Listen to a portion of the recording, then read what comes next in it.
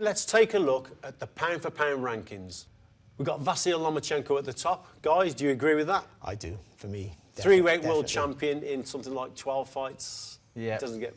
Although he's been beaten once. Yeah, he has. And I just said to Barry there, it's interesting why he hasn't come back and had that rematch yet. But maybe he will do. Maybe it's on the agenda. Maybe he's not interested in it. Some people might say that Terence Crawford should be at the top. I wouldn't disagree with that.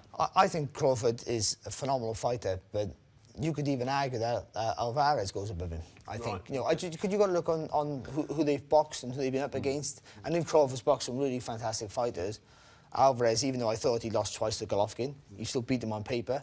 And you just got to think, you know, maybe that is a pound-for-pound fighter, whereas Crawford hasn't really boxed anyone in the pound-for-pound rankings, if these are the ones we're looking at. Yeah. Here's a fight for you. If rumours are true that Mayweather comes back, fancy his chances against Crawford? Well, that would be some fight. It's an interesting fight, and obviously the problem is Mayweather's definitely up there, one of the best that's ever done it. Yeah. But I wouldn't like to see Mayweather make a comeback now, and I'm one of his biggest fans, just because, you know, he's left a fantastic legacy. I wouldn't want to see anything changed on that, and let these men have their time, you know. One fighter I really admire on there is number 4, Oleksandr Usyk, undisputed cruiserweight champ. Thoughts on him? Yeah, I think he's fantastic, and he's been a revelation to go in every champion's backyard to win a title is something that maybe never been done before, to unify the title, but all of them be away from home. And that'll sink in for a little while. He's had no home comforts. Yeah. It's been absolutely phenomenal. And the way he just walks through people, he'll either box you and confuse you, or he just blocks your punches like he did with Bellew and wear you down. Yeah. He's been great. But to move up to heavyweight is maybe, well, we think it might be at the highest level. Those three at the top might be just a step too far. And Ben, that list could look totally different if Golovkin had got one of those decisions against Alvarez, because I thought he won at least one of the fights. Yeah, and I know obviously Tyson. I believe that Tyson should be on that list with the win over Deontay Wilder. But you know, there's if, buts, and maybes. But I'm sure that once Tyson cleans up the heavyweight division, he'll put himself right back in there. You could even argue, without getting a smack here off Ben, Joshua, the quality that he's boxed. Or I know you would laugh that they haven't been quality, but they've still been the top 3, 4, 5, 6, top 10 heavyweights in the world, and a regular. So you could argue there. I don't think he belongs above any of these guys. But that's where you would have it. For me, it's Inoue could be a lot higher. Yeah, I'm going to say, in terms of the little men, this fella here is phenomenal, isn't he? Oh, Inoue, for 17-0, I think he's something like 16 knockouts or something like that. The guy is just a phenomenal. He just really is. And boxing in Glasgow in May as well, by the way. Let's not forget about that. So he's going to be on UK soil. But I put him above Errol Spence. Yeah. I know Errol Spence got that win against Mikey Garcia, and it was a great win. Yeah. But that was a perfect example of a big guy beating a good little guy. The problem is it's a mythical list, isn't it, really? You know, it's not... So it's based on opinions.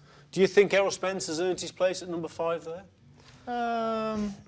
Like I say, it's opinions, isn't it? So some would argue for, some would argue against, but they're obviously all top fighters in the list, and they've all seems to have earned their place on that list. And Barry, another boxer that's really impressed me has always been Mikey Garcia. He's been great. That was a featherweight, you know, just went through the weights. He had a bit of inactivity with promotional problems, of course, but he's looked great. And he knocks everyone out, almost. But he's a really good boxer as well. Fast hands, good jab. But he did look like a little bit like a rabbit caught in the headlights against Errol Spencer Jr., and it was just a step too far with size-wise. If he comes back down to super lightweight or to lightweight, then him against Lomachenko would be a fight would be a fight for boxing purists. It would literally be just one of the best fights you could want to hope to make. And you've already said about Tyson Fury, so British boxers, who are we looking at from a British point of view that could get onto that list, you think? Yeah, obviously I've argued the point for Tyson, and obviously I'd like to see Billy Joe get himself back active, maybe get a fight with one of these two. Yeah. I think most definitely. I think the fact that we have like 2 of the top 3 heavyweights in the world in the UK is a fantastic achievement, and I think Joshua hasn't put a foot wrong. He's shown vulnerabilities, of course he has, but so is Tyson Fury as well. You know, but through those vulnerabilities, they've shown their strengths to get up off the floor and to prevail. Like obviously, I know Fury did a better job against Klitschko than Joshua did, but Joshua's win against Klitschko was more of an enjoyable watch. And he had to get off the floor as well to come back as well to beat him. It was, you know, he showed some grit and determination. But do you want them two to meet? For me, I think they're 1 and 2.